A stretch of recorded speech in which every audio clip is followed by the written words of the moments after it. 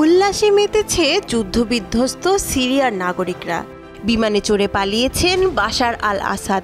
আসাদ পরিবার নামের যে জগদ্দল পাথর সিরিয়াবাসীর বুকের উপর চেপেছিল ৫৪ বছর ধরে, তা নেমে গেছে।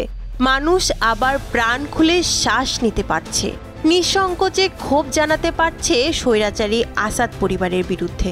ছিঁড়ে ফেলা হয়েছে সরকারি স্থাপনা, সামরিক ঘাঁটিতে থাকা পলাতক প্রেসিডেন্টের ছবি। দামেস্ক সহ বিভিন্ন শহরে ভেঙে ফেলা হয়েছে বাশার ও তার বাবার মূর্তি। বাশারের শাসন থেকে মুক্তি পেয়ে যেন হাফ ছেড়ে বেঁচেছেন দেশটির বাসিন্দারা। এসব দেখেই বোঝা যায় কতটাই না দুঃসহ ছিল ৫৪ বছর দীর্ঘ এই দুঃশাসন।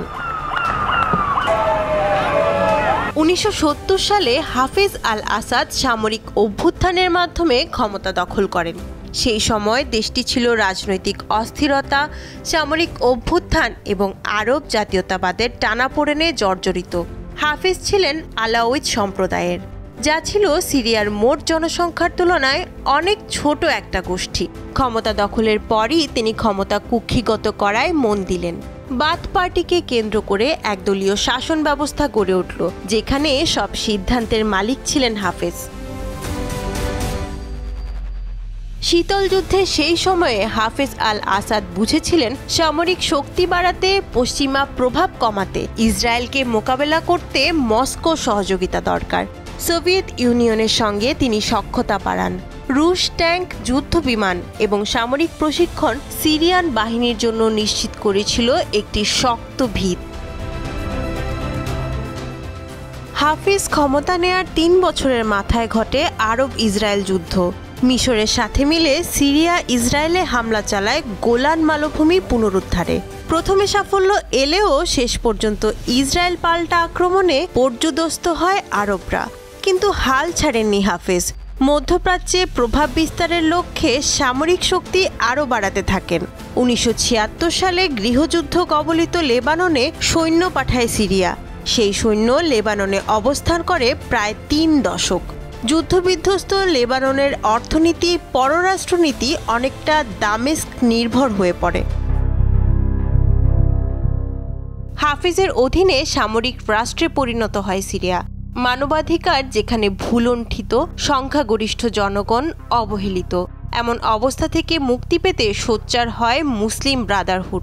তাদের দমনে হাফিজ আল আসাদের নৃশংসতা বর্বর ইসরায়েলকেও ছাড়িয়ে যায়। ১৯৮২ সালের ফেব্রুয়ারিতে হামা শহরে ব্রাদারহুডকে নির্মূলে সিরীয় সেনাবাহিনী এবং আলাউইদ মিলিশিয়া মিলে হত্যাযজ্ঞে নামে, যার নেতৃত্ব দেয় হাফিজের ছোট ভাই রিফাত। ২৬ দিন ধরে চলা গণহত্যায় প্রায় ৪০,০০০ মানুষ নিহত হয়। রক্তের নদী বয়ে দিয়ে আসাদ পরিবার জানান, সুন্নিদের পক্ষ নিয়ে দাঁড়ালে তাদের নির্মূলের রাষ্ট্র বিন্দু মাত্র দ্বিধা করবে না। ক্ষমতা মজবুত করার এই রক্তাক্ত পন্থা সে সময়ের সিরিয়াকে চুপ করিয়ে রাখে। রাষ্ট্রযন্ত্রের রন্ধ্রে রন্ধ্রে এ সময় আসাদ পরিবারের সদস্যরা ঘাঁটি গাড়ে। ছোট ভাই রিফাত আল আসাদ সামরিক শক্তির একটি বিশেষ শাখা নিয়ন্ত্রণ করতেন। একটা সময় মনে হয়েছিল হাফিজের পর ক্ষমতা পেতে রিফাত চেষ্টা করতে পারেন, কিন্তু হাফিজ দূরদর্শী, ভাইকে কৌশলে নির্বাসনে পাঠিয়ে দেন। হাফিজের উত্তরাধিকার হিসেবে বিবেচিত বড় ছেলে বাসিল আল আসাদ ছিলেন প্রশাসনের শক্তিশালী এক অংশের পরোক্ষ রূপকার। কিন্তু বাসিল এক সড়ক দুর্ঘটনায় মারা গেলে লন্ডনে ডাক্তারি পড়তে থাকা বাশারকে তড়িঘড়ি করে এনে সামরিক প্রশিক্ষণ দিয়ে প্রস্তুত করা হয় ভবিষ্যৎ প্রেসিডেন্ট হিসেবে। হাফিজের ভাই, ভাগ্নে, শ্যালক ও ভগ্নিপতিরা সবাই রাষ্ট্রযন্ত্রের কোথাও না কোথাও গেঁথেছিল। তারা কেউ সামরিক বাহিনীর কিছু গুরুত্বপূর্ণ ব্রিগেড সামলাতেন, কেউ অতি গুরুত্বপূর্ণ গোয়েন্দা ইউনিটের কর্ণধার ছিলেন, কেউ বা অর্থনৈতিক খাতের দায়িত্ব নিয়ে বিশাল সম্পদের মালিক বনে গিয়েছিলেন। ৯০-এর দশকে উন্মুক্ত অর্থনীতির জোয়ারে সিরিয়ার গুরুত্বপূর্ণ চরিত্র হয়ে ওঠে হাফিজের স্ত্রীর ভাগ্নে রামি মাখলুফ। দেশের অর্থনীতির বড় বড় খাত, বিশেষত টেলিকম, নির্মাণ, ব্যাংকিং, রিয়েল এস্টেট এসব নিয়ে বিশাল সাম্রাজ্য গড়ে তোলেন তিনি। রামি হয়ে ওঠেন দেশের সবচেয়ে ধনী ব্যক্তি। একটি ফোন কল বা ইন্টারনেট সেবা থেকে শুরু করে বড় কোনো নির্মাণ প্রকল্প কিছুই হয় না মাখলুফ পরিবারের সম্মতি ছাড়া। সিরিয়ায় একরকম মাফিয়া শাসন প্রতিষ্ঠা করে আসাদ, যেখানে রাষ্ট্রের ওপরে পরিবার আর তাদের জোটবদ্ধ এলিট শ্রেণী বসে আছে, দেশের সম্পদ শোষণ করছে। 2000 সালে হাফেজ আল আসাদের মৃত্যুর পর প্রত্যাশিতভাবেই ক্ষমতায় বসেন বাশার আল আসাদ। শুরুতে অর্থনৈতিক ও রাজনৈতিক সংস্কারের আশ্বাস দিলেও সে আশা মিলিয়ে যেতে বেশি সময় লাগে না। তিনিও পুরো পরিবারের ক্ষমতা বলয়কে অক্ষুণ্ণ রাখলেন। শ্যালক আসেফ শওকতের মতো ব্যক্তিরা গোয়েন্দা ও নিরাপত্তা ব্যবস্থার উপর বিশাল নিয়ন্ত্রণ প্রতিষ্ঠা করেন। ভাই, চাচা, চাচাতো ভাই অনেকেই প্রশাসনের নানা স্তরে কর্তৃত্ব চালিয়ে গেছেন। বাশারের ভাই মাহের আল আসাদ ছিলেন রিপাবলিকান গার্ডের মতো অভিজাত সামরিক ইউনিটের প্রধান। মাহেরের অনুগত বাহিনী ছিল বাশার সরকারের বিকল্প নিরাপত্তা বেষ্টনী। আসেফ শওকত ছিলেন সামরিক গোয়েন্দা ইউনিটের প্রধান। তার মাধ্যমে গোয়েন্দা তথ্য নজরদারি, সন্দেহভাজন বিরোধীর সন্ধান সব নিশ্চিন্তে প্রেসিডেন্ট প্রাসাদে পৌঁছাত। 2005 সালে লেবাননের সাবেক প্রধানমন্ত্রী রফিক হারিরি বোমা হামলায় নিহত হন।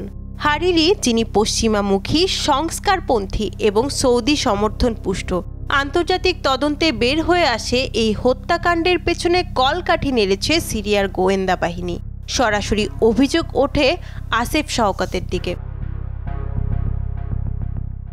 হারিরি হত্যাকাণ্ড বিশ্ব পরিসরে সিরিয়াকে আরও একঘরে করে তোলে।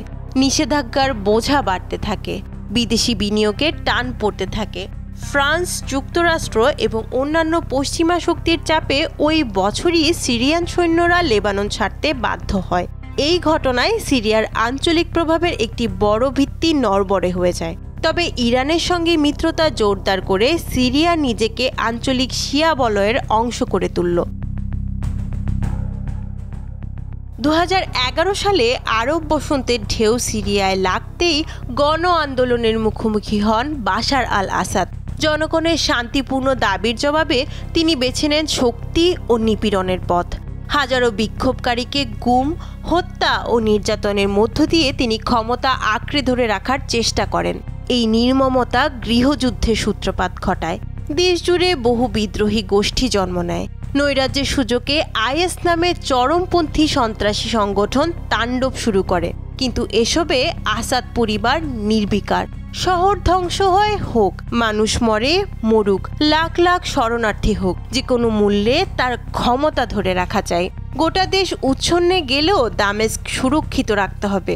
পরীক্ষিত মিত্র রাশিয়ার সাহায্য পেয়ে এত ঝড়ঝাপটার মধ্যেও টিকেছিলেন বাশার, কিন্তু শেষ রক্ষা হলো না। বিদ্রোহী এইচটিএস দামেস্কের দখল নিয়েছে। সপরিবারে রাশিয়ায় পালিয়েছেন বাশার। সিরিয়ার মানুষ মুক্তির আনন্দে মাতলেও তাদের সামনে বিশাল চ্যালেঞ্জ। ধ্বংসস্তূপ থেকে রাষ্ট্র পুনর্গঠন করা, আস্থা ও ঐক্য ফিরিয়ে আনা, আর্থসামাজিক পরিকাঠামো পুনর্নির্মাণ করা। আসাদ পরিবারের হাতে 54 বছর ধরে রাষ্ট্র ও সমাজের যে ক্ষয় হয়েছে, যে বৈষম্য, অবিশ্বাস দানা বেঁধেছে, তা দূর করতে সময় লাগবে বৈকি। এখন সিরিয়াবাসীর সামনে পুনর্জন্মের সুযোগ, যেখানে তারা স্বাধীনতার স্বাদ নিয়ে একটি নতুন গণতান্ত্রিক ও অন্তর্ভুক্তিমূলক ভবিষ্যৎ গড়ার চেষ্টা করতে পারবে। নুসরাত তানি, যমুনা নিউজ।